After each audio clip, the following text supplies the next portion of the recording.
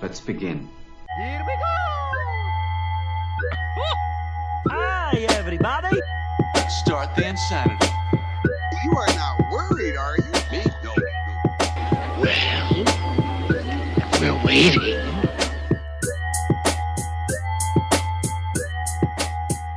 Hello and welcome to Super Media All-Stars. We are a weekly podcast, and tonight we are talking about movies. I'm your host, John Harris, and tonight I'm joined by two other All-Stars. First one being Jake Boston. Tubby little chubby all stuffed with fluff. And Andy Guild. Dylan! You son of a bitch. That handshake, though. Yep. What is that? Predator. Predator. Is that what that Come is? on, man. Yeah. Yikes. It's the when they handshake and they flex. Oh. They pretty much arm wrestle in a handshake form. They zoom in on the. They do. zoom in and Sweat is like jumping off of both of their forearms. Of course, because why not? That's the one scene in the movie where Carl Weathers' bicep looks better than Arnold's. Wow. Because he specifically worked. He trained and did a bunch of curls before that scene because something about Arnold told him something behind the scenes that his bicep was way better. So Carl Weathers took it personal and juiced up a little bit. What a weird thing to get upset over. Yeah, I guess it's a movie still. Yeah. Yep. A lot of testosterone running around on that movie. That's true. We got a great episode for you tonight. We'll be going over Christopher Robin. We saw this opening Thursday night previews. Yeah, we did. So we got some thoughts there. Is this movie going to be good, stuffed with fluff, or guff? Stay tuned to find out. You're really pushing that hard, John. I love that Womp, catchphrase. womp. But before we get there, it's been only about a week Yep. since we talked movies. Andy, you haven't been on a movies podcast in a while. I'm going to throw it your way. 2-3 weeks. Have you watched anything new lately? Not new. Well, I watched one new thing. I watched, I did a rewatch of the movie Roadhouse, Okay, yeah. if anyone's familiar. That's randomly on either Stars or Showtime every once in a while. And Yeah. I saw it, and I've never seen it before. So I saw a 10-minute clip, and I'm like, I don't want to watch this. It came on my radar a few years ago when they were talking about Ronda Rousey doing the female reboot of it. I don't think that's happening anymore. No, because she proved herself to be a pretty bad actress, I think, in my opinion. And she lost like a chump. So Yeah. nobody wants to see her headline a movie. Yeah, after she lost, I think they dropped the price. It was weird, but the movie is pretty bad, but it's fun.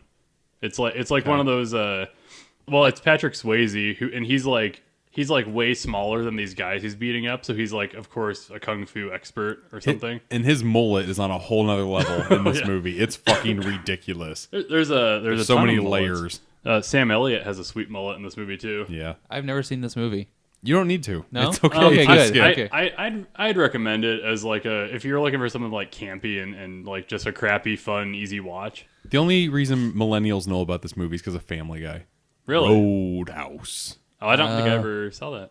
Peter No? Griffin Oh. says it all the time. Does he? Yeah. I didn't know that. Roadhouse. Gross. Yeah, I remember that. Okay, I remember that now. Yeah. And then one you guys could probably get on board with. I did a rewatch of Infinity War. That's right. It's on digital release. Just digital. So you guys haven't rewatched it? No, I saw it twice in theaters, but that's it. Oh, okay. Yeah. I had a thought that once you see it on 4K, the CGI looks kind of goofy. I think the Mark Ruffalo stuff always looked horrible in the Yeah, Hulkbuster. Mark Ruffalo, they tried to fix him. I think either they tried to fix him or he looks better compared to the other CGI, which really stands out as being not shitty at all, but you can tell more than you did on the grainy theater screen. Well, there's always things that come up way worse later when you rewatch Yeah. a movie like this. Mm-hmm. Yeah. But it still holds up. And there's some behind the scenes stuff that's coming up on YouTube. Did you guys see any of that? I want to see, I know one of the features on the Blu-ray is they're going to have a Marvel filmmaker roundtable. With Joss Whedon and James Gunn. Yeah. That's Because it got filmed before he got fired. awkward. James Yeah. Gunn, Joss Whedon, Russo brothers, John Favreau, and two other ones. Yeah. I just thought there was a behind the scenes where they were showing how they filmed the scene where Iron Man's fighting Thanos, and it's Josh Brolin with this rig on him, all the motion capture dots, and then on his back is like this stick, and then there's like a Thanos cutout because you have to the actors have to look up at Thanos because they can't like enlarge Brolin. That's what they did for Groot too. Yeah, except it was just like a green dot. Yeah, and it's really funny looking when you see behind the scenes where he's like holding Tony Stark's like head or whatever. He's like, it's weird looking and kind of goofy. And I'm excited. I'm excited to see that again. And then, have you guys seen or want to talk about Who Is America? I have watched a couple episodes, and I love it. You love it? You don't like it? It's Sacha Baron Cohen doing like his classic thing, except now he's going around America and he's pranking like low-level politicians. And sometimes he gets like a whale, like he got Bernie Sanders, which he didn't like. Bernie didn't fall for it, I don't think. No. And he also got Dick Cheney. Yeah. That one was like... What do you mean by get? Like he interviews them. Yeah. Oh, okay, gotcha. So he gets them on the show. So like Dick Cheney, I felt like Dick Cheney has been pretty open about like, I love the war and I love torture. I thought it was funny when he got him to sign his waterboard. Yeah, he calls it sign my waterboard, but he has an accent and it's a water bottle, like a giant water jug, a gallon jug. He's like, sign my waterboard. It was like a water jug with like a towel attached to it. And then Dick Cheney actually says, that's the first waterboard I've ever signed.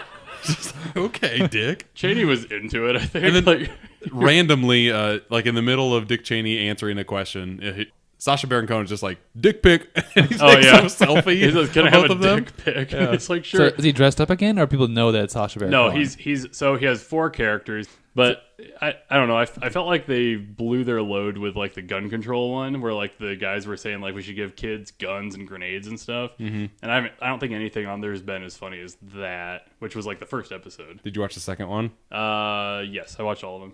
There's like when he was trying to do like self-defense to that Arkansas governor or state senator or whatever he was on. A state senator. Like, I don't know how this dude thought he was not getting punked. Like he pulled his ass out and started backing up to Sacha Baron Cohen. And screaming the N-word. What? Because that's what Sacha Baron Cohen told him to do to get away from like terrorist actions, like trying to attack him. He said if you touch a Muslim with your bare butt, they think it turns them gay. And what? The weird thing about this is that he's doing the same Borat voice. Like, that's just Borat's voice. Like, he doesn't do anything different. He just has, like, ugly makeup and, like, looks tougher, I guess. He has, like, an extended jaw and all this stuff. But just like Borat or Bruno. Yeah, so it's his same shtick. Yeah, but I love the shtick. Like, that doesn't get old to me. And especially, like, if he has 4 different people on each show, it's not there long enough for me to get sick of it. Sure. I don't know if a whole season, if I'll get sick of it or not, but... Is this to purely exploit these people? Oh, yeah. Yeah. Yeah. I don't know if I've never been a fan of that shtick. Did you like Borat? And Borat was okay. I'd say if you like Ollie G or Borat or Bruno, I definitely give this a shot because it's the same thing. Yeah. Gotcha. Jake, what's on your end? Let's see here. TV wise, I finished the 2nd season of Glow. Nice. And I know we've talked a little bit about this, but it was pretty damn solid. Yeah. Yeah, I gave the whole season a 4 out of 5, and I'm really curious to see where they go in the 3rd season. I like how they set it up, and I think it's going to be a fucking laugh riot. So I wonder if it's already confirmed for season 3. They set it up to where it is, so I'm assuming they're going to get picked up. Nice. Netflix kind of lays... I feel like they lay this stuff out ahead of time so they know that if they're going to renew something. And they make so much stuff. Like, why not just renew it if people are watching? Exactly. Let's see here. I watched a documentary on Netflix called The Carter Effect. Okay. And the picture is just a jersey of Vince Carter's Toronto jersey. Oh, gotcha. So I thought this was going to be a documentary about Vince Carter because it's called The Carter Effect. Yeah. And it's really not. It's like the first half of it, but this is like the Carter effect of what he had on the city of Toronto. It's very weird. It's like an hour and 10 minutes, so it barely counts as like a watch or whatnot. But I would have watched that show if it had been about the effect of John Carter, that movie. What it did to Disney. What effect are you talking about? Exactly. How things went downhill. I have one more. Nice. Teen Titans Go to the Movies. Oh, did you go see it? Oh, that's right. You did go see it. Yeah, this is like the last thing I used with my movie pass because I canceled it. Wah, wah. I still have the end of the month to use it, but yeah, their policies now are stupid. $15 a month, which is still totally worth it, but you can't see new releases the first 2 weeks they're out. What's the point? What's the fucking point? Exactly. You missed the discussion at that time. Do you guys want to talk about Movie Pass a little bit? Because it's we can done. talk about it. It's Yeah. done. I have a confession. So I got this app that lets you like invest in stocks or whatever. Yeah. I bought like $20 worth of Helios and Matheson. That's like their parent company. I thought about it like 2 months ago because it was so fucking like less than $1 a stock. So it was when I bought it, it was 10 cents a piece. So I bought 200 shares of it, and then like 2 days later they consolidated it. So they were trying to basically boost the price of a single stock by consolidating it. So I got one back that was worth like 15. And then a day later, it was worth 50 cents. Yeah, you should have sold it that one day. I sold it when it was at $1. I was like, okay. You still made some money. Yeah, I lost 19. But anyway, I just wanted to mention the movie pass thing because I was so mad. Like, they really tanked. Like, they really just tanked, and it was insane. And it sucks. Like, I think if they raised the price by $5, they wouldn't have tanked. Like, I mean, the reason why they're doing you can't see it for the first 2 weeks is so people pay $15 a month and don't use their fucking card. Right. Well, and that's bullshit. Did you see some of the things that they were saying, like the company was coming out with? Yeah, they did come out. They came out later and apologized for how things went, but they were way late to the apology. They apologized for the outage, and then they said, we're still afloat. And then like the next day, they said that they claimed that they were responsible for 6% of the movie industry's take for the summer. And then they said, like... They said something like, you'll be sorry, basically. Like, it was weird. I honestly wouldn't be surprised if MoviePass is what's helping this summer's box office.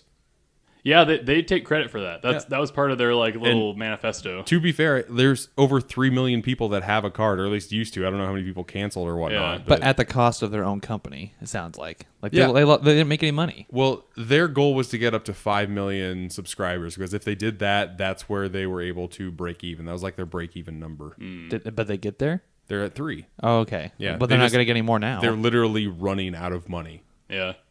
Yikes. Yeah. I mean, I knew it was a good deal, and like I'm part of the problem for them because I see 4 movies a month with MoviePass, and if you really think you need about to see it, one a like, month. Yeah. So you pay the theater, $10 for the ticket, and then they just pay you $10 for the ticket, and then I guess apparently they had like a go-between with the theater where the theater would kick them back something, but that's not like if they kicked them back like 20% of the ticket price, whatever, that's not going to cover your second movie. No. I just think it didn't make any sense from the get. Like when you were telling me about it originally, like months ago, I was like, wait, what? Well, I think everybody felt that way, but I feel Yeah. like there was something they weren't saying that would have came up to a profit, but they never got there. There was a point where they had a partnership with the Tag movie because they advertised the Tag movie in the app, and that was supposed to like help save them or something. Nope, didn't help. They had a partnership with the movie Gotti. I don't know if you've heard about this or not.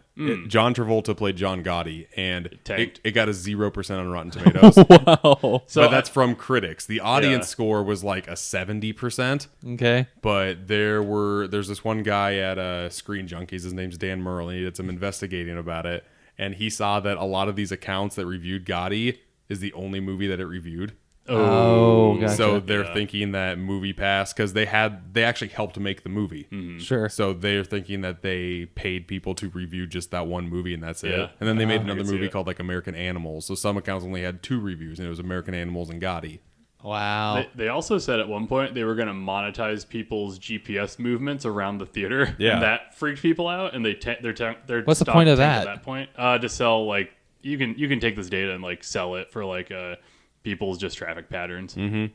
Yeah, I'd be interested to see if they actually bounce back or not, like they claim they're going to. But There's no way. They're not going to have enough people. yeah, and I don't know how a substitute could come along that could improve upon this system because it's pretty much flawed from the start. Well, if we had an AMC theater around us, I would get AMC A-list right now. Unfortunately, here in Des Moines, Iowa, AMC is not a big. No, it's Cinemark, and Cinemark has Cinemark Movie Pass, and it's the worst out of the bunch. You pay $9 a month, and you get to see one movie for $9. When you have Anna Faris promoting it, it's not good.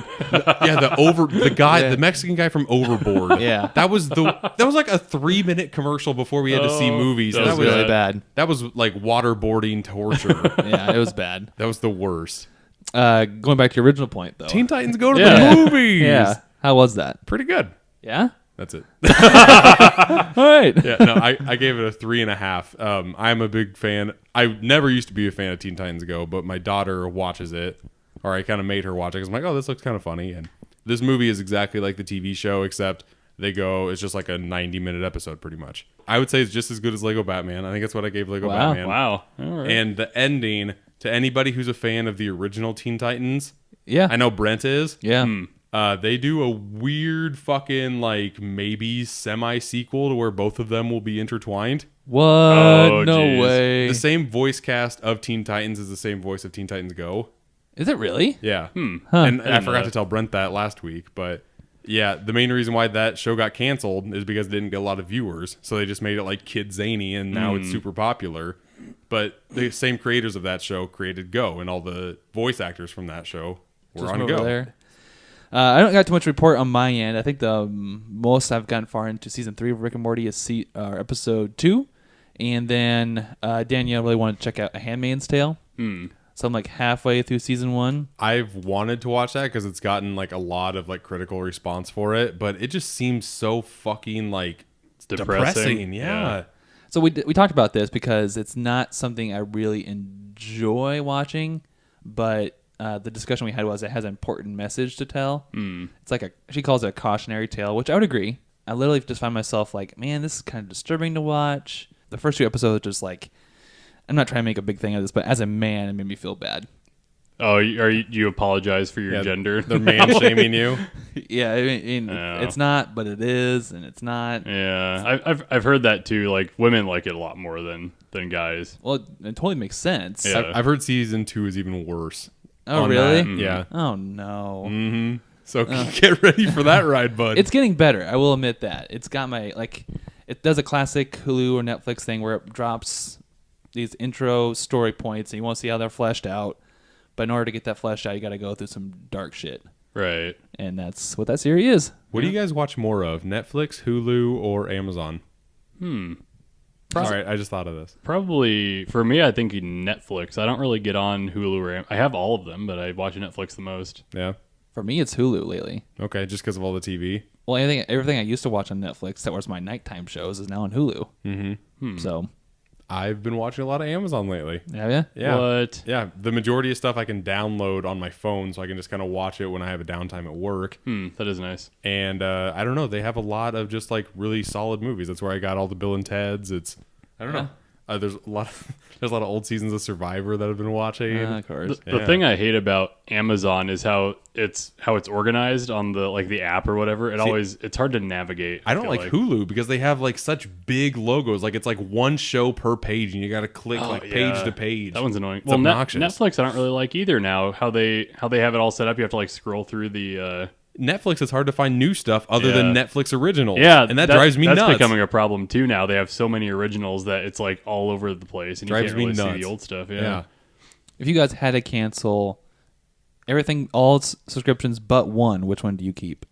Which one do I keep? Yep. Probably Netflix. Netflix? Just because that has so much original content to where like even if they pump out 300 in a year, you're bound to like at least like 50 of them. Yeah. And that's a good ratio for me. I think if you don't count like the 2-day shipping with Prime or whatever, I'd probably keep Netflix too. Would you? Yeah. I like Prime. Prime is underrated and not a lot of people talk about it. Prime's coming up, I'm telling you. Think so? Buy stock in Amazon, folks. Buy stock in Amazon. It's like the most expensive, like the most highly performing stock. Like buy stock. How expensive is that? I don't want to know. It's up to like 1,000 something. That'd be like saying buy stock in Apple because they're like the first $1 trillion company ever. Buy stock in Apple, they're going places. Sorry. Gotta get up, I gotta get going. I'm gonna see a friend of mine. He's round and he's fuzzy, I love him because he's just Pooh Bear, Winnie the Pooh Bear. Looking for fun, chasing some honeybees. Pooh Bear, I know he's out there. Rumbly, tumbly, climbing a honey tree. But never ends for us, we're so adventurous. Feast every now and again. And when we're alone and there's nobody home, it's nice to be able to count on a friend like Pooh Bear. All right, guys, let's jump into the next portion of our show, and that is going to be Christopher Robin review. We saw this premiere night Thursday. It is now Friday. We're going into its opening weekend. Before we get hardcore into things here, this first part will be spoiler-free. We'll go into some spoilers, and we'll end with our review. We're going to get hardcore on Christopher Robin. That's right. Oh, dear God. Compared to any other movie this summer, Christopher Robin's the most hardcore. Oh, bother. Exactly. So, this first part being spoiler-free, I just want to ask you guys, what was your first general thoughts leaving this movie? Leaving the movie, I felt good about it. I liked it. I thought it was wholesome and heartwarming. Yeah? Yeah. All three of us saw this at the same time, at the same theater. We did. And I think I was the most down on it just because I don't like the time period it's in. And it kind of disconnected me. And this movie is supposed to be for kids, but I don't see a kid under the age of 10 sitting through it. For me, the movie went into a direction I actually didn't expect it to. It's not like a huge point of contention. I'll talk about it later in my review. But I felt like I knew what was going to happen in this video. It's going to be some heartwarming moments, some great, hopefully, performances and animation, which we'll get into a little bit. I was really confused on what the actual message of this movie was at first. Like, especially for being a kid's movie, like usually there's a message buried in here. Right. And I had to discuss it post-movie with Danielle to really get something out of it that I didn't come to a realization that she did, and I'll share that in a little bit later. And for the record, just before we go any further, is any of us like actually did all of us probably grew up with Winnie the Pooh, correct? Or Winnie the Pooh history, eh? Yeah. Okay. I watched the 70s movie a lot. Like the one that opens up with like the real life Winnie the Pooh in the storybook. Yeah. And the storybook actually opens and then you go into his world. Sure. I think it came in like a Disney clamshell. Yeah. That was one of the ones that I owned and I loved it. Like that stuff was awesome. And I think there was a show on Disney Channel that I watched a lot. Sure. I might have had that same movie. Is that movie? It's just a bunch of vignettes. Yeah, right? it's like the Many Adventures of Winnie the Pooh. I think so is what it's called. I'm pretty sure I watched that quite a bit as a kid, and then we had other like Pooh VHSs, and we had a book, like a Winnie the Pooh book drawn in the old style that you kind of see at the beginning of this movie, where he's like I feel like that style was what the movie CGI Pooh was based off of. Yeah, these characters are actually based on real stuffed animals that Christopher Robin had. Yeah. Which is cool. Yeah, he had like the bear and Eeyore and Tigger and Piglet. Yeah. For me, I was pretty much same boat. 90s kid with VHS tapes that had some exposure to Winnie the Pooh, but he wasn't like my favorite cartoon at all.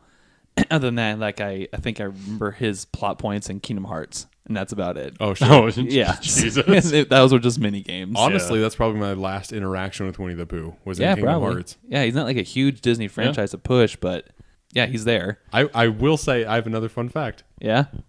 Disney owns Winnie the Pooh, of course. Right. Yeah. Last year, Disney made $25 billion. How much of that do you think was from Winnie the Pooh? Maybe 500 million? I'll go with a clean billion. $3 billion. What? Winnie the Pooh. Last year alone. Why? I'm guessing because of all the merchandise. So I was going to bring that up. I kind of shared with you guys a little fact that in China, this movie is banned because in China, there is an opposition, like resistance party against the communist like leadership in China. And they use Winnie the Pooh as like their symbol. Which is so odd. Yeah, Very weird. which is strange. So maybe they sold some merch over there. Apparently. Some Winnie the Pooh for the rebels. It sounds like we're pretty much, we all have some general exposure to Winnie the Pooh. And I think that helps with the references in this movie. Otherwise, you could be lost.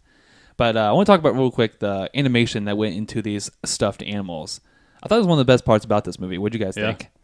They definitely seemed realistic, but I don't know if that's a good thing or not. I mean, they seemed of the time, and that's one of my main things about this movie that irked me is just like the time period it was set in. Like, I know that's what they wanted, and I know it's authentic, but it seems kind of creepy at some point. Yeah, it took some adjusting. I felt like Pooh at first was a little weird looking, but like Eeyore, Tigger, and Piglet, and like the real animals, they never bugged me at all in the movie. I thought the CG was like super spot on, well done. They definitely went for an aesthetic that the stuffed animals were definitely used. Yeah, And I don't think it's a spoiler, but they're stuffed animals, and then I could not remember, but you guys pointed out there's actually real animals among this crew, being the owl and the bunny. See, we talked about this, That's but I don't know if confusing. that's true or not, because after like looking at pictures of the animated series, which I did today, like I like doing research before a podcast. Sure.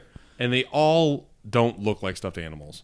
Like all of them look like real animals in the cartoon. Yeah, it's really confusing to like pick out which ones are supposed to be stuffed animals. Like Kanga and Roo, I couldn't tell. Like they looked like they might have been a weird stuffed animal, or they might have been a real kangaroos. I don't know. For listeners, this is not a spoiler, but Rabbit and Owl look like realistic animals in this movie, and everybody else kind of looks stuffed. They got screwed in this movie. They didn't have much screen time. Barely any Rabbit and Owl. They're the best. Oh, speaking of best, what is your favorite Winnie the Pooh character? I like Eeyore, actually. Okay. Well, you used to be a big fan of Rabbit. Yeah. Yeah. Rabbit was hilarious because he's like stuck up and kind of like cocky. Prudish. Yeah, him and Owl are always like the butt it all, like know it all, and they always butt heads. And yeah, like Eeyore actually used to kind of Eeyore sucks. Like in the old Winnie the Pooh, like he's just a downer, and he's a downer in this movie, but he's like funnier and a little more charming in this. I felt like Eeyore's the fucking best. I really liked Eeyore in this movie. He's just so fucking depressing, and he shouldn't be in a kids movie, but Eeyore it totally works. Eeyore and Pooh were like just spot on, great. Like Pooh is just like so dumb. Yeah, it's awesome, and he doesn't know what he's doing at any time, so it's just amusing. And Eeyore is just so fucking down in the dumps that he should kill himself already. I guess I'm gonna die. Like he said, the noose is ready. Let me put my neck in. So not to spoil the fun, but I was asking Danielle, like, what did you like so much about these characters? Because she just loved the dynamic of all these people talking. And her point was that, like, we all have our friend groups, right? And we each have different personalities. And she's like, Pooh's group was just the extremes of a friend group. Like, Piglet's is scared, but his friends support him. Eeyore's a Debbie Downer, but he's still part of the gang. Pooh is dumb, but he has a big heart.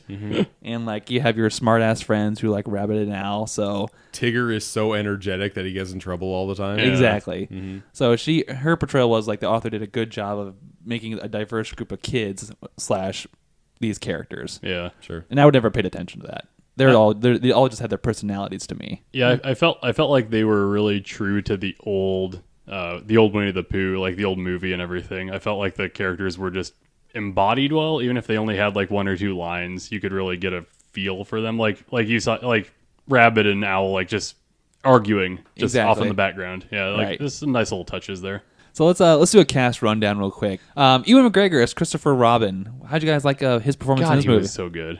I thought he was good too. Ewan McGregor is a chameleon of an actor. He can do any part and it'll be spot on. I feel like if it wasn't for this main lead getting this part down, this could have been a real stinker. Yeah.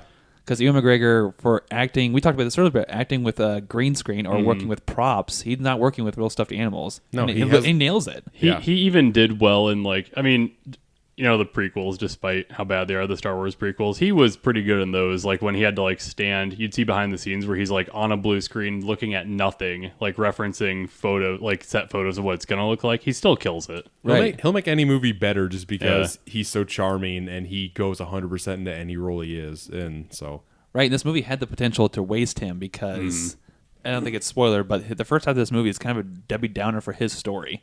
And he's not much character development at the very beginning of this film. Yeah, before the 100 Acre Woods is introduced to grown-up Christopher Robin, this movie is a drag. I would argue for the first 45 minutes it's pretty slow. And it's a drag because his real life is a drag. So I don't know if that was part of the directing style or not, but I'm just gonna say it is. So I was thinking about that too because I knew you were not a fan of the pacing of the movie. I guess in the beginning. I think it was okay because they really wanted to drive home the fact that this is like an old like kind of he grew up too fast and he's like work and his daughter's kind of picking up on the same stuff and for like me they could have made that point quicker they took the time to build his story right. And I've got some spoiler shit to say. I'm so pissed. Yeah. But ask other people like Danielle, she hated the second half of this film. Which we'll get into later, but she loved the pacing of the first. For her, I can see. Yeah? Because the second half of this movie is very, like, slapsticky. Very Disney. Yeah, very Disney-fied, yeah. for sure. Yeah, the movie turns into from, like, something that you were, like, not expecting into everything you expected the movie to be. It's like it's two different scripts. It's like there's an original script, which is the first half of the movie, and then Disney's like, yeah, we're not making this unless you at least make it semi-happy at some point. Right. And they throw in all that shit. Yeah. Getting back to the cast here, we had Haley Atwell as Evelyn Robin, Christopher's wife. Yeah, she's the best, but she's so misused in this movie, or underused in this movie, I should say. She's so hot. Not enough screen time Insane. for sure. It's insane. Miss Carter, right? Is that I feel Agent like Carter. I feel like she's getting typecast as a post World War II person. Like, Yeah. because she has like the face look of someone who might have lived back then. right? There's 2 movies that she lived post World War II. Kind of weird. And she's not in this movie a whole lot, but I think the parts that she's in, she does fine. She does good. Just that her part is probably underused, like you said, Jake. Yeah, there's a good portion of the movie to where like she is just like playing the mother role or like the bitchy wife role, Yeah. and I hate that. Yeah, it was very one tone with her. Or Yeah, like in her like scenes. I'm explaining the plot to you and you don't understand, which is I hate that. Yeah, like Yeah. throwing the plot into like the third act. Yeah. Yeah, all that shit is horrible. I'm gonna butcher this name, so bear with me, guys. Bronte Carmichael, which is the Madeline Robin, which is the daughter. She's introduced in this film, and she's just a kid actor. She's fine. She was no better or worse than any other kid actor from a lot of recent movies. Better than the kids from Skyscraper. yeah. That's not hard to do. Those kids were real bad. Yeah. Let's go ahead and jump into the voice acting here. Jake already brought up Jim Cummings returns as Winnie the Pooh and Tigger, which both sound like just like we remember them. Yep. Which was great. He's the best. We already mentioned Brad Garrett as Eeyore. Ugh. I mean, he warmed to me in the movie, but the first like 5 minutes, you can tell if you watch the old animated series, Eeyore isn't as low, like his tone isn't as low as what it is in this movie. Yeah. Brad Garrett just does his Brad Garrett thing, like Raymond, Deborah. He's just so low pitched, and it took me a while to get used to it. I don't know who this guy is. Nick Muhammad as Piglet.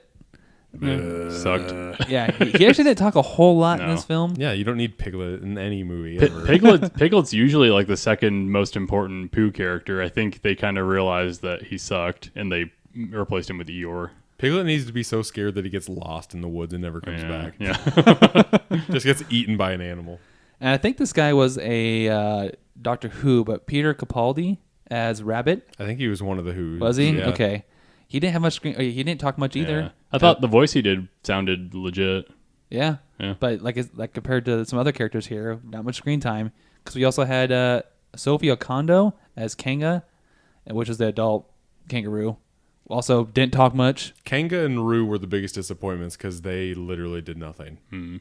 She had movie. one line that I felt she said like when he came back as an adult, she was like, "Oh, you've grown up." Like you could just get like, yeah, that's her character. She's like a mom.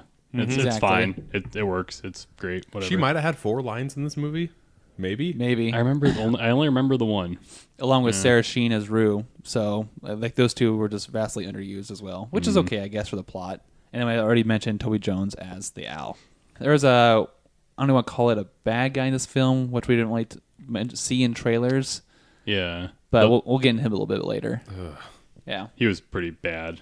Yeah. Real quick that before we get into spoilers here, that there were some nice little jingles in this film, which reference kind of the classic cartoon that we heard in. I have a thought on this. Yeah, go ahead. Oh, you don't like it? So I know there's always like these in these Disney movies. There's like iconic jingles. So like I hate when they do that thing where they slow it down and they do it the one key piano thing to make it like sad, and which doesn't normally bother me. But when you notice it was like dun dun dun dun, and it's like this is a sad scene. You're like, come on, like just use a different song. Yeah, it should bother me, but it gets me in the feel, so I can't. Oh, In the feels. Yeah, it's just like, oh my god, this is so nostalgic for Like me. like It's in best. when they make the Mario movies, it's gonna be like dun dun dun dun dun dun dun, and that's gonna piss you off. Probably.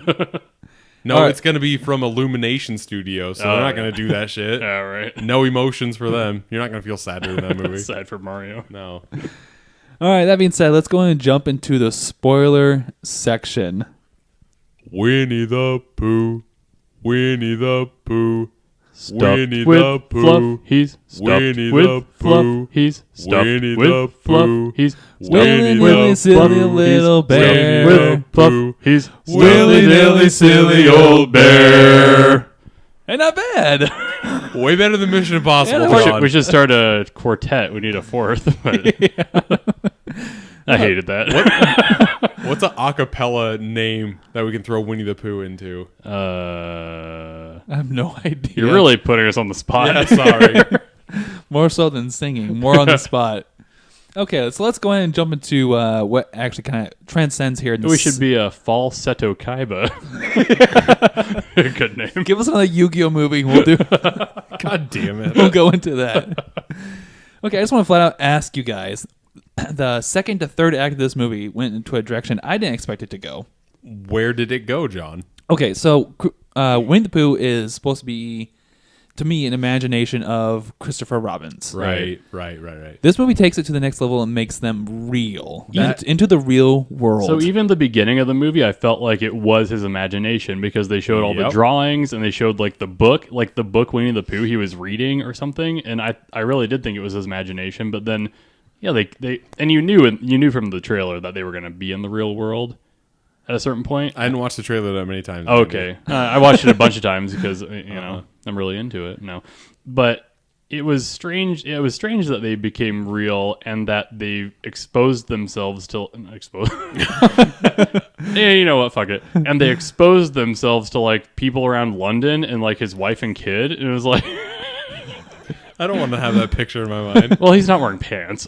That's true. But it was a little strange because I did feel like they were his imagination, but no, they're legit real, and there's a lot of rules to this universe that conflict and don't make sense.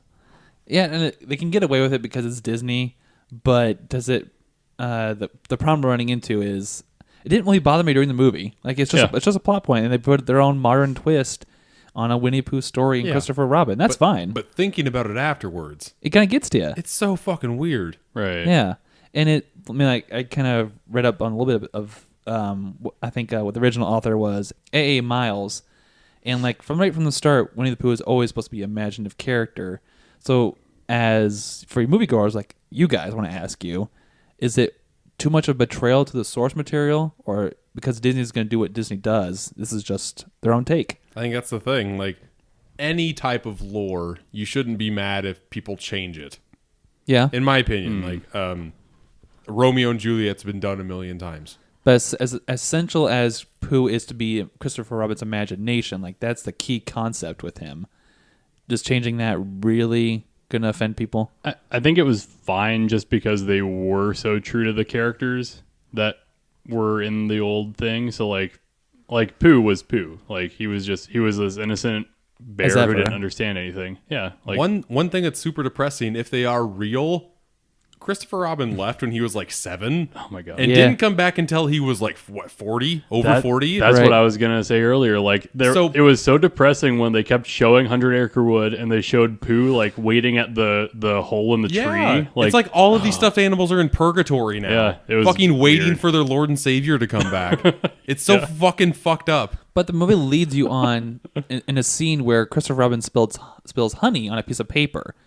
And that's like this magical event that happened. Yeah, and that somehow it opens the door. Why? I didn't understand that. And then like it leads you to I know we're turning apart a kids movie here, but we're gonna get into that discussion a little bit later. But is it a kids movie? It's not a kids movie. That's what's so confusing about it. Yeah, because it doesn't entertain kids. Yeah. No, there was a kid sitting right next to me. She was maybe 4 or younger. And about an hour into this movie, like she was sitting next to like her grandma or on her lap, and right when like all of the kids went into London and like the stuffed animals went into London, she's like, "This movie is really long, isn't it?" And there's still another like half hour left. Yeah. So I don't think any kid under the age of 10 will actually want to sit there. But I feel like if you're a fan of Winnie the Pooh, you have to be under the age of 10. It's geared in much more of a direction in the storytelling of an adult. Yeah, this movie's made for adults, but yet they have this kid shit happen at the end. Like they have it Disneyfied. That's what I was it's thinking. Just so weird. Yeah, I felt like it was the message of it was aimed at adults, but it was told in a way that should be told to children. But it bores the fuck out of children. Yeah, it was really strange how that happened. But as an adult, I thought it was fine, except the end, which we'll go sequential, right? Yeah. Because the end is so bad. That's fine. Yeah, let's keep on going. Like as we kind of alluded to in the free or spoiler-free section, that things really take off once Christopher Robin Winnie the Pooh wakes up and Winnie has to find his kids, and then it goes into a plot point where if Christopher Robin remembers his memories and all Pooh's friends, they kind of come back to life. And there comes a plot point where Christopher Robin falls in a water pit or one of his own traps from when he was a kid. It's a heffalump trap. Yeah, the heffalump heffalump, trap. yeah. And that's when the tone shifts from like dreary 100 Acre Wood to vibrant 100 Acre Wood, and then he becomes like his old self again, his old kid. His inner kid comes out. Yeah. Not even that. I think his inner kid comes out when he has to like fake fight the heffalumps. Right. Like Oh, when sure. Eeyore comes with them, because he's still like kind of grumpy. It was Fuck really whatever I just said. It was really heavy-handed because they were all calling him a heffalump, which is like the evil creature. And then when they saw him playing as if he were a child, they all started going like, "Oh my God, it is Christopher Robin!" Like it was so right after that fight is when it turned. Yeah, it was so heavy-handed. Like immediately you're just like, "Oh, they all think he's a drag because he's an adult now and he went to the war and Right. If all of this water got in the heffalump trap and it floated him up, number one, he should be dead. Number two, wouldn't all of his papers be ruined even if they were in that suitcase? I was thinking that only too. only an umbrella was covering over it. Like it was not 100% waterproof. All of his papers should be fucked. Yeah, the plot revolves around these papers in his little satchel that he's trying to like save his company with. Yeah, we didn't talk about the company at Oh all, my and that was God. in the yeah. beginning of the movie. Yeah. And that's by far the worst part of the movie. Because we're supposed to care about these employees, Yeah. because if he does not work the weekend that his family goes to his childhood cottage, then all of them will be The whole fired. company will apparently be shut down. Yeah, but I don't give a fuck about any of these employees because they're so slapstick stupid. But they're Yeah. not funny. They're like dry British humor dumb. That, and it's feel like they just serve the purpose of Christopher Robin has to make cuts, Yeah, Right. and they're trying to give some. Try and put a face on each decision he like to that he show has to you make. like that he has responsibilities. They're real. Right. But then let's say that we do like these employees. Haley Atwell just looks like a really bad wife for not understanding that, hey, if I don't work over the weekend, I'm going to make dozens of people unemployed and have all of their families be mad at me. Yeah, that was really frustrating too. How Yeah. they appeared to have no communication at all about that. The main plot of the movie is to like unleash your inner child. But in the real world, sometimes that does not happen and does not work and can't work out. Right. And it seemed like they could have gone to the cabin any weekend. I mean, like just Yeah, the family owns the cabin. Definitely that. I Yeah. mean, come on. Yeah, and okay, so far as pacing goes, once we get into 100 Acre Wood, I feel like that's actually when the movie actually starts to kick in. That's Yeah. when I started liking it. Yeah, Yes. because when the Pooh and the gang shows up and they're all talking, and it's all animated and it's all great. Ewan McGregor finally like comes alive as an actor. It's great. But a segment only I would consider that like the beginning of Act 2 through the end of Act 2 where Ewan McGregor has to go back to work. Right. And the third act is where it super gets Disney-fied. So wait, do you think that him going into the 100 Acre Wood is where it starts, or when Pooh is introduced to him in London? Because I feel like that's when I started to get like really into the movie, like with him like in the train station and Oh, Pooh see, trying to. it's Pooh in his apartment was hilarious. Yeah. like That's getting good. stuck on the honey and That was the good. floor and like smearing his face with honey. That Yeah. shit was all good. But that was funny, but then it goes dark again when Pooh is like realizing that Christopher Robin has all these adult problems. yeah, and and he, it really like, makes you feel sad about it. Yeah, when he like yells at him, Yeah, and like, hey, that was sad. play your game. I hated that. Yeah. but be quiet about it. Okay, Yeah. speaking of games and speaking of dark, his fucking neighbor Oh yeah, who constantly wanted to play gin rummy with him. Yeah. And that was his like sole purpose in life. That guy I was creepy. hated that fucking guy. Oh, that guy Yeah, was that guy was so creepy. creepy and Like, overbearing. that's all you do in this movie. And like even at the end, there's this whole thing where everybody's on a beach together and he's playing gin rummy and then they just like throw all their cards in the air and it's so I hate that guy so much. Even Yeah. though he's just like a little titular character, I hate him. So going back to the second act, where I think where Ewan McGregor has to say goodbye to Pooh and go back to the real world or back to his job, they're sitting like on a tree stump or a rock next to the tree, the iconic tree from the books. Yeah. And he said like, Pooh, it's been great, glad seeing you, but I gotta go. That felt like the ending. That was like the first ending of the movie because they jump Right. into the third act, and that's when things get super Disney-fied as we're using. And then the hijinks begin, and then the little girl becomes like the main character for a little bit, and I hated that. I hated most of the third act. You didn't like it. Pretty much the action's well, the kicking in. The, Yeah. the comedy was when was when Christopher Robin had just Pooh, and he was going through the train station, and Pooh's like trying to come alive and like talk to people, and Right like, do all before this he stuff. goes to the Yeah, that's 100 Acre true. Woods. Yeah, and then it felt like they retreaded that with the daughter and the four, but that wasn't as good because when the four, when like Pooh, Eeyore, Piglet, and Tigger? Tigger, yeah. Yeah, Tigger. When those four are in the train car, they're just like, oh, they're just doing their thing. There's no conflict there because they're showing the little girl how to play or whatever. And it's like, yeah, it's much less interesting when that's going on. Yeah. And that part just kind of was like, that's where the movie felt like a tonal shift. I thought in the third act. Yeah, but it kind of makes sense because it's just like this little girl in the world instead of being with Christopher Robin, a grown adult. Right. So I want to ask you guys, do you think the movie would have been more beneficial if it stayed more focused on Christopher Robin and his dealings with his inner child? Or did the third act in this girl and her perspective give a new twist to the movie that you guys liked or didn't like? I don't know. It's hard to say because Christopher Robin is trying to be a good dad, but doesn't want her to have fun at all.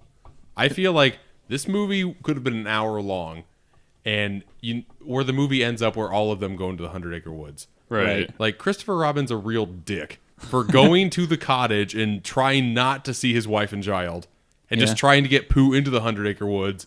And then Pooh is just like, oh, why don't you come with me? And then Christopher Robin's like, well, okay, I'll just go by myself. Right. And I won't grab my kid to have fun with me. Yep. And then, like, even when he goes out of the 100 Acre Woods, he ties a balloon and does not say hi to give her the balloon, to give his child the balloon. He's just like, okay, I'm going to tie this and I'm going to sneak away because I got some very important papers to show other people. Yeah, Right. it did feel like there was like a weird like tension between them that they didn't build up properly. Yeah, it's just like he always wants her to not have fun. Yeah, it was It's so just like, weird. yeah, you have to be like me and be strict in school. Right. And they kind of like almost hinted that his wife was going to leave him. Yeah, she's like, we're going to stay at the cottage longer, which, that's an option? Okay. I don't think that was a hint at all. I think that's what they It was were the implying. leading up to. Mm-hmm. So, kind of jumping ahead, I'm jumping way ahead here almost to the end of the film, where the message. God. I know. I'm trying to narrow down So bad. what you guys interpreted as a message for kids here. Or this takeaway of this movie, which comes back to this board meeting back at the luggage factory. With the villain. Yeah, with the villain who had a golf weekend and He said he was working. and he said he was had a working. golf Yes, weekend, what an evil villain him. Yeah. Okay, so this whole job side plot is the worst part of the movie, but the villain is the worst part of that subplot. Right. He is so slapstick stupid, it's Yeah. ridiculous. Like they introduce him when he goes down to the workers and like knocks all the suitcases over on accident. Like he's like trying to lean against things that are like just light. oh my, I forgot about that. that That's was so bad. That was so terrible. And then during the board meeting, he like pulls a kerchief out of his breast pocket and a golf ball flies out. Yeah. like that was that would never be in there. that's like a Disney daytime movie Yeah. stick. Oh, it was bad. Yeah, it's like a Disney Channel original movie. Yes, You that's just- what that felt like. You just want to talk about how he solves, quote unquote, solves the No, problem. because it's the worst thing ever. Because the whole time Pooh was telling him sometimes nothing comes from or something comes from nothing. That was like his whole thing. Or nothing is something. Yeah, It's like that. Yeah. And they were trying to figure out how to cut costs at this suitcase company, but then And Christopher Robin. well, no, his daughter loses all the paperwork. Oh yeah, But she randomly grabs part of a piece of paper. like a budget or something. It's a that's pyramid. drawn like a pyramid, Yeah. and then he flips it over and he's like, "I have the solution." Then he goes. He like storms into the board meeting when they're deciding to fire everybody, and the employees are literally carrying boxes out like they're leaving. And he goes in there. He's like, "I have the solution. We do nothing, and we give everyone paid vacation, and then they have to buy luggage." Like, Right. what? yeah. That was that was so stupid. So I had to figure. This is where I had to talk through with Danielle. What was the takeaway message here for moviegoers? Because usually Disney always has like a message, right? Yeah. One of them could be like, don't ever forget your inner child and forget to have fun, which is classic Disney because Disney wants your money, wants to always pump your kids. I would say that's the main message of this movie. You think so? Yes. Make sure to go back to the Disney movies and relive your childhood. Have fun and come to Disney World, folks. Yeah. Spend hundreds of dollars here. The other takeaway is like, appreciate don't forget to appreciate your like friends and family. Right. And don't get lost in the adult world, which I could see because that's pretty much what Ewan McGregor is going through here. Christopher Robin's going through. Yeah. But so I want to ask you guys this question. I want to see if you're offended at all as consumers. Oh. So Disney is telling you in this movie, don't forget your inner child. Keep spending with Disney, or be like the original Christopher Robin in the novel, and it's okay to let go of your childhood because it's your imagination. You're supposed to move on with your life and go into adulthood, which was what the Winnie the Pooh and the Christopher Robin gang story was originally about. So reviewers have been saying they hate it because it's pretty much pumping the Disney agenda, which is kind of a stretch. Because Disney has like a monopoly on like all these fucking Marvel movies. Is like people's childhood. Star Wars. They're like, come see all our movies and ignore your work, and that is kind of the fuck that. God, now I don't like this movie anymore. Yeah. Relive your inner child, which we own at Disney World. Yeah, Oh. we own all of your memories. No. So come over here and make your dreams come true, folks. That was what it was about. Oh my god. I'm not saying that's what explicitly what it was, but people are pulling that away from this film as a bad thing, and it definitely can be. But that's not the takeaway I'm trying to get to. But the movie was like anti-consumerism in a way. Yeah, and Except the main goal was to buy luggage. But yeah, and then they wanted to sell the luggage. Yeah. and they want to take a holiday so you can go to Disney World. No, the end credits was them going on holiday. That's and true. just imagine this 100 years in the future. You're not just going to go to holiday on a beach. You're going to go to either California or Florida and go to the beach and then also go to Disney World or Disneyland. Right. So this goes back to the original question, or not the original question, but one of the point we asked about earlier. It's a betrayal to the source material, which encourages you to grow up and be mature and remember your childhood. Or to be what Disney is telling you in this movie is don't forget your inner child and release it. I'm not going to let you affect my score. I already wrote it on the Google Doc, and that's It's final. It's final. But I can see. Yeah, that is a little. That's a little damning, and it makes a lot of sense that I Disney don't think would kids. push something like I don't that. think kids take that away from this movie. No, of course not. Kids won't grasp that concept. No. But if you're going to dive into and research a movie, you could pull that out. But Jake, what are you feeling? Does that bother you? It didn't when I watched the movie. I don't think the movie should take a lot of shit from this. I think the movie in its own universe is okay. Yeah. But you just think about things and you dissect things. You're like, oh, hey, Disney owns this, and Disney owns a lot of things that you like. And maybe the end goal of this movie goes into something else that actually happens in real life. But I think it's kind of unfair for the movie to have all that weight on its shoulders. Jesus Christ. But I'm not saying that to affect your scores. Right. I'm just trying to just kind of something you pulled from it. It's a discussion. It's a discussion people Yeah. are having about this movie. And I love Right. talking about it. I like that type of conspiracy theory shit. Yeah. So, real quick though, is there any favorite scenes or least favorite scenes that stood out to you guys in this film? Oh, God. I think my favorite was when he first encounters Eeyore, and he's just like on his back. He's in the river, and he's going down the river, and he's like, "Fate was for me to go down and hit the waterfall or whatever." Exactly, yeah. And then you find out when he like Christopher Robin jumps in the river to save him, the waterfall's like nothing. He wasn't gonna die or anything, but Exactly. it was just like Eeyore's like succumbed to death, Right. which was just a great intro for that character. So a lot for me was just actually a lot of the Pooh lines. Like Yeah. most of Pooh's dialogue was flat out, I don't know what to call it, dumb. It was like so naive. Like I think one of my favorite lines was when Christopher Robin he like thinks he's like freaking out or whatever when he first sees Pooh. He's like, "It's stress," and Pooh's like, "No, it's Pooh." That was great. Like that's so funny. So basically, Pooh's dialogue and like it's like a Winnie the Pooh shtick. Like Pooh asks these questions, but it's always provoking the audience to think something deeper about Right. Christopher Robin's relationship with Pooh, and just that dynamic worked really well for me in this movie. Yeah. Yeah. Going off of that, I think my favorite is the first time that Pooh goes into Christopher Robin's apartment Right. and the whole honey fiasco. Any least favorite scenes that you guys could not stand? I have a couple. Yeah, So everything in the factory. Yeah. Fucking everything. Yeah, all of that's bad. all the employees, all of the fucking board members, the fucking Dick Dastardly villain in this movie. Yeah. Completely horrible.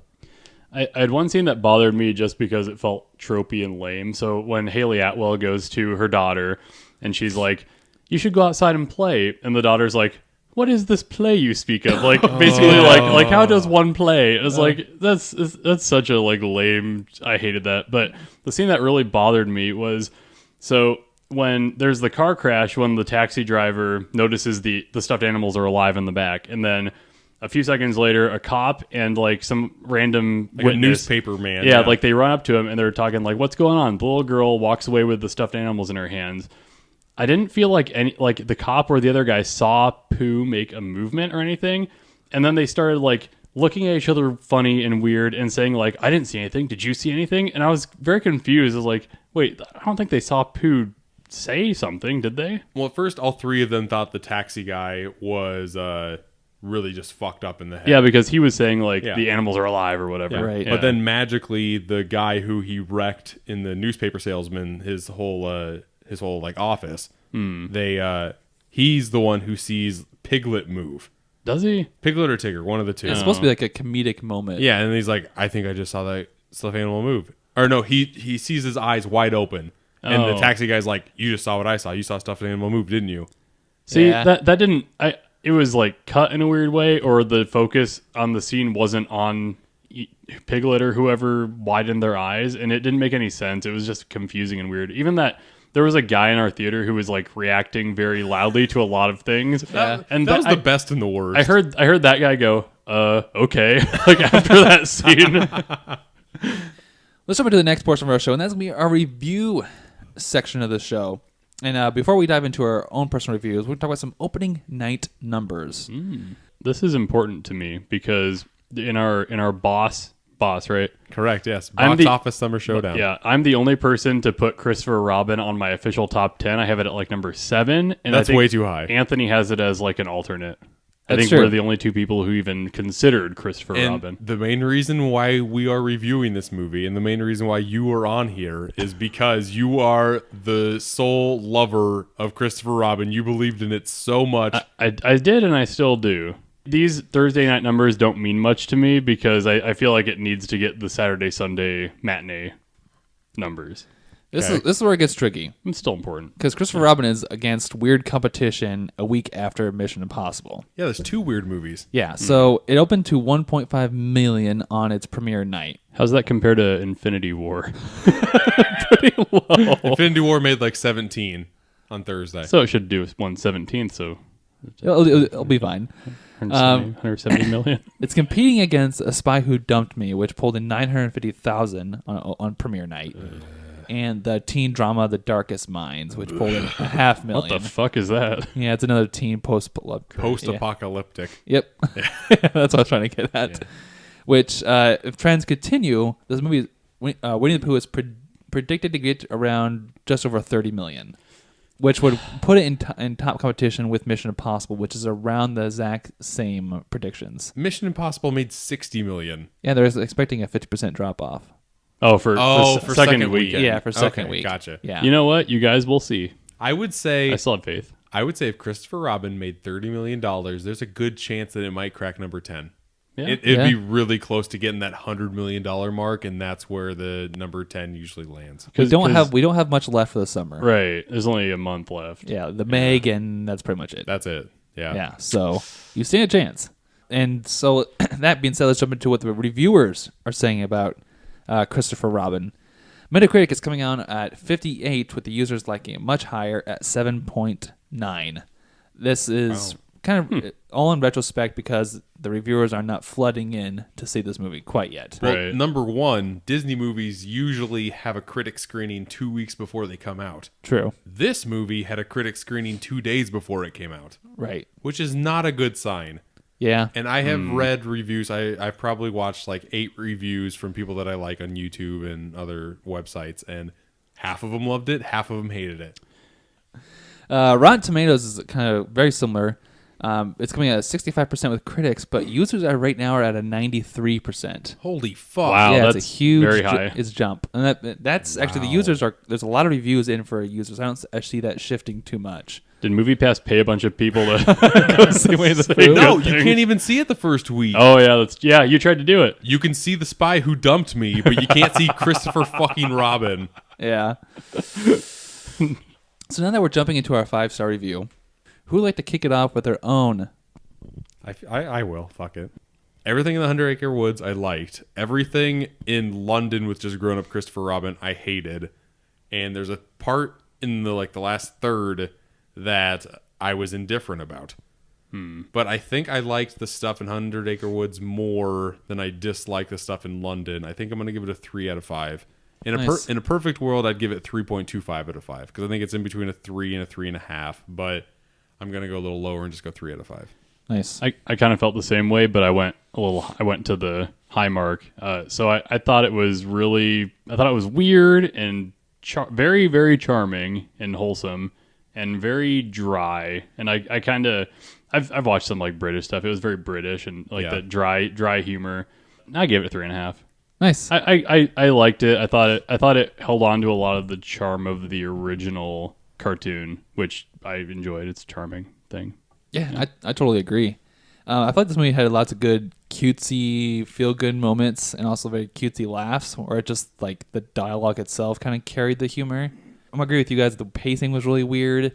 Some of the settings were really weird with the context to what Winnie the Pooh and One Hundred Acre Wood is supposed to be, but it's still an enjoyable film. I think people will like it. I'm not sure who the audience is exactly intended for, if it's intended for adults or kids. Go see it and check it out yourself, but I'm right with Jake. I'm at a 3 out of 5 here. I think it's better than your average film. It's definitely worth seeing because I think it's great for Winnie the Pooh fans and it's great animation. I think Andy gave it a 0.5 bump just because he has so many eggs in this Christopher Robin basket. You guys really have to go out and see it. Don't you gotta go at the peak hours and don't go to no matinee. Spend the extra $2. Are we gonna predict what we think the box office is gonna be? Oh, we never did that, did we? Yeah. Last week for Mission Impossible Fallout, John, you were like $500,000 over. Yes. So nobody won. Nobody won. I was so pissed. Nobody won. All right, so guys, we going back to our numbers here. It's predicted to come in at 30 million, but I'll go ahead and kick it off with my prediction. I'm going to go with 28 million. Is that exactly the number you? No, had? I wrote down 27 million. So I'm fucked. Just Jeopardy him. It's fine. Yeah, I'm fucked. Andy, what do you think? You can't go over. You can't go over. Nope. 40 million. 40. That's going million. over. 40. No, 40 million. No way, man. no. Write it down. Nope. 40 million. Movie passes out of play now. It's care. probably going to get 22 million. I'm just going a little It's higher. sealed in audio form now. Yep. We have it on. We have it on file. I said it like 6 times.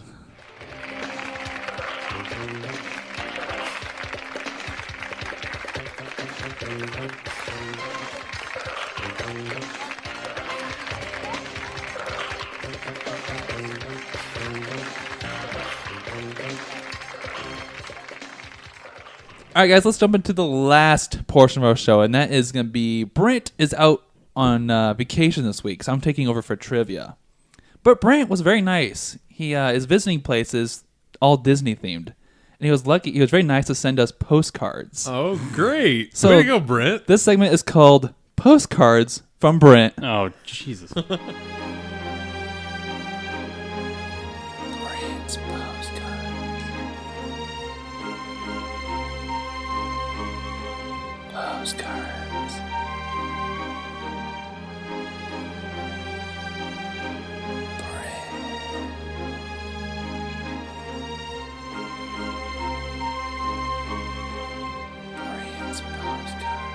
All right, guys. So I got a stack of postcards here from Brent, and I'm gonna read off kind of what he's been up to, and I want you guys to tell me what Disney area is he visiting, and what movie is it from? So the location within the movie and the movie it's from. Yes. Do we ding this or write this? You guys are working together. Oh, okay. I like this. Okay.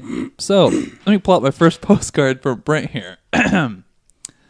Good morning, SMAS. Things on the island have been great so far. Moana. The locals love to play, but are oddly very young. So far, we stayed in a tree canopy, a teepee, Peter Pan. and an old galleon, Peter Pan. though I don't feel very welcome on the ship. Okay. Yeah. Today, I'm visiting Skull Rock. It came highly recommended from the ship's crew. Talk to you soon. Brent. So what's it called? So he's Peter on- Pan, but Well, he's on far away. It seems like he's on. It's Neverland, but it seems duh. like he's specifically on Captain Hook's ship in Neverland. Can we just say From Neverland? from Peter Pan. Neverland, Peter Pan. Yeah, Correct. Okay, I wasn't sure how specific you wanted to get, but I it wouldn't sounded go like, super specific with Yeah. Brent. I mean, Yeah. he's Right. just in the place that he's in. Brent flew to Neverland, guys. Is he allowed to go there legally? I don't know. He's No restraining orders.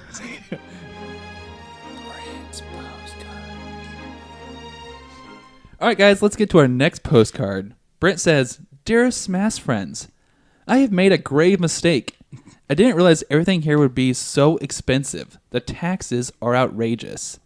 I guess that would explain the extremely poor locals and the rise of theft. We are warned to stay away from the forest. Supposedly thieves are taking residence there. I shall hit the road soon. I'm glad I brought my Nintendo Switch. Brent. Is this like? Robin Hood? Oh, yeah. That's the only thing I can think of. And it's Sherwood Forest or Nottingham, right? I think Nottingham from Robin Hood? yeah, Robin Hood. That is correct. Oh, yeah. Thank All right. God. Good job, guys. I got another question. So my other thought was going to be Agrabah from Aladdin and the 40 Thieves, but we're not getting that. We're not going into sequels. No. And it was and there's no forest in Agrabah. No sequels, bro? What? There's no forest in Agrabah. No forest. I think there is. It's just all desert. What are you yeah. talking No, about? no. In 40 Thieves, there's a little. The King of Thieves? There's a tree. Aladdin and the King of At Thieves? least there's a tree. Yeah, put there by the genie. Oh, yeah, maybe you're right. Or maybe it's a mirage because it's in a fucking desert. Oh, whatever. Move on.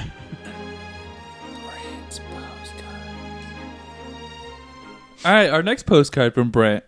My SMAS companions. Why is it Why does he change what we are every time? getting worse? He's been gone for a long time. He's getting delusional from going to all these places. I think I have been tricked. My parents signed me up for this place, but it's not remotely like anything they promised. While I do like the outdoors, the constant activities and food options have left me vanquished. I guess it wasn't always like this here. New management has changed a lot of things, including no food in the cabins. This is heavyweights. I wish I brought my PC. This is Brent. This is heavyweights. And Heavyweights. this is totally heavyweights. But I can't think of the camp's name. Have you ever seen Was it? it like a fat camp? Yeah. You've never seen Heavyweights? It's the fucking best. Ben Stiller pretty much plays his character from Dodgeball. Oh my god. I fucking love this movie, and it's bugging me why I can't remember the name of the camp. I don't think I've ever seen it. Camp Perkins or like Perkins Power, but I can't remember what the original name was. Camp Anaba Lobby or something like that. Brent is visiting Camp Hope. Camp Hope. Oh. Fuck, from Heavyweights. Within Heavyweights. Okay, moral of the story. If you've never seen Heavyweights, fucking see it because it's got a lot of the kids from Mighty Ducks that are in it. Like any of the heavyweight people. Like it's got Kenan Thompson, and it's got I don't know. It's so fucking good. Huh. Paul Feig, the director of Bridesmaids, is one of like the camp counselors. Yeah, I'm surprised Brent went there. It's a weird place for him to go. Especially on vacation. Yeah. All right, Brent. Well, that's your choice. Hopefully he hit his Nintendo Switch so none of the cancelers could take it away from him. yeah. Like that muscle guy Lars. Better stay away. He'd break that in half.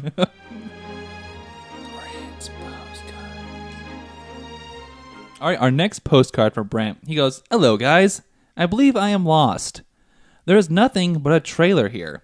I explored the area a little bit, but only found fields of grass and a very familiar tree. I'm a tad sweaty from exploring in the summer sun, and there's a rain cloud in sight. Time to go find a Mountain Dew Code Red. Brent." He loves those Code Reds. There's a trailer, a weird tree, Yeah, a cloudless sky. I am blank on this. Is one. this The Sound of Music? That's not Disney.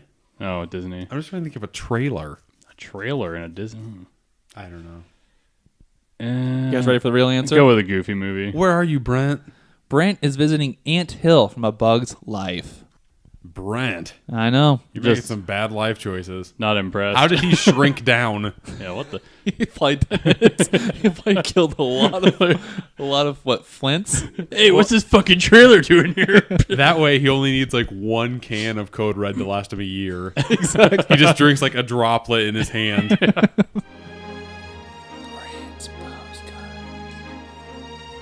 Brent's next A lot of postcard. postcards. He goes, "Hey, fellers. I arrived, but I'm not entirely sure how I got here. The vegetative state here is unheard of. Despite its name, it is anything but paradise. There are annoying birds and a rampant dog pack for some odd reason. As if things couldn't get any weirder, I can see an old Zeppelin in the distance. Good thing I drove my new 2018 Dodge Ram to traverse the landscape." God damn it. It's up. He's in love with that Dodge Ram. I think it's up. Oh, yeah, I think it is Birds up. and dogs, but I don't know where the fuck they are. Paradise like- Falls. Yeah, that was it. Paradise. Yeah, Paradise Falls from Up, right? Final answer. You are correct. That's gotta be it. Brent was visiting Paradise Falls from Up. How did he get there? He doesn't even know. He was small. How did he get big again? He must have took a balloon or something. Yeah. Took an embiggener pill. Did he shrink his truck too? I don't know. Apparently, he's driving his truck across the thing there. Wow. Not a good idea. It's not a truck. It's a 2018 Dodge Ram. Yeah, there's a difference. You gotta get with the program. Dodge damn. Yeah. All right, we got two more from Brent here. Brent goes, yo, yo, yo. Hello to the SMAS crew. SMAS crew. I think I might be in heaven despite the overcrowded streets. I'm really enjoying the fighting robot scene here among the other high-end tech stuff. The landscaping and the engineering that has gone to this futuristic city is amazing. I will definitely share more when I get back. The food here sure beats my weekly Panda Express. Brent. It's got to be like Tomorrowland from Tomorrowland. Okay. Lock it in? Yep. Brent is visiting San Francisco. Oh, Big no. Hero 6. From Yeah. Big Hero 6. Oh, man. I wouldn't have got that. No. Ever. Yeah.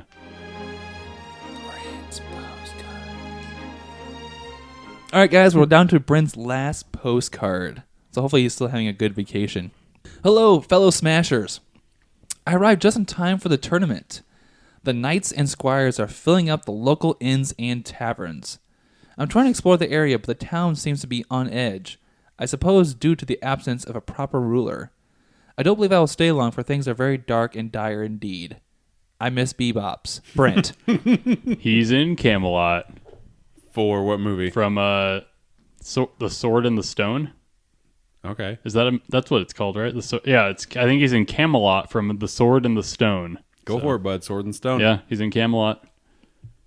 You are correct. Yo! Nice. Yeah. All right. In the technical movie, they say London, but it's Camelot. Oh, yeah. Because Knights of the Round Table. Right. But yes, Sword in the Stone. So we missed two, right? Deep pull. Did Yeah, we we missed missed two or one? Bug's Life, we Oh, missed. Bug's Life in... In San Francisco. San Francisco. Yep. Yeah. Yeah.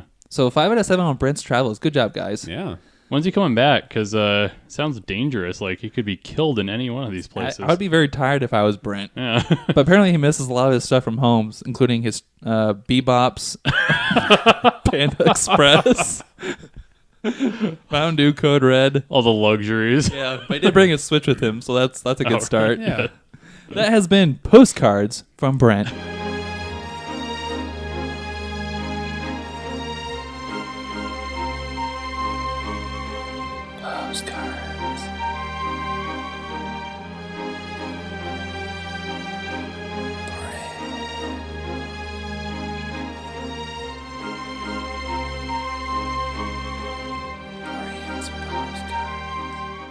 That has been episode 54 of Super Media All Stars. You can find us on all kinds of social media. The first one being Facebook at Super Media All Stars. Please like and subscribe there.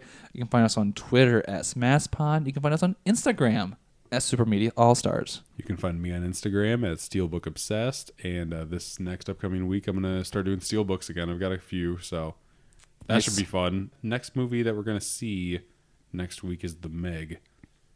That's true. I don't know how excited I am or not, but we'll see how this fucking movie goes. Yeah, there's a lot of good things coming. We're going to see the Meg, hopefully. Then I think 2 or 3 weeks, we're going to try to do our 1-year anniversary special. Yeah. Which will be a lot of games that we'll be coming up with. It's going to be like a whole bunch of giant game episodes. It's like a trivia-packed fun fest just to celebrate things. If you have nostalgia for Super Media All Stars, Yeah, it's been 1 year. Beginning, yeah. Yeah, we'll try to bring as many people as we can on possible. We're very limited on mics and equipment, but we're trying to bring everybody in here for a good time. Everybody you've seen on this show so far. Be sure to check us out on all kinds of podcast services. You can listen to us on Apple Podcasts or iTunes. You can check us on Google Play, Stitcher Radio, iHeartRadio, all the places you can listen to podcasts. You can find us there. Except for Spotify. Except for Spotify. We can't get on that bitch. I don't know why. It's a very select group, apparently. Yep. Yeah, Everything's on Spotify. not super many All-Stars. Man, that's crazy. I know. But guys, thank you for joining me. Audience, thanks for listening. We'll see you next time. The shotgun's in my mouth. I just need to pull the trigger. Game over, man. Game over. Bye bye. I am out of here.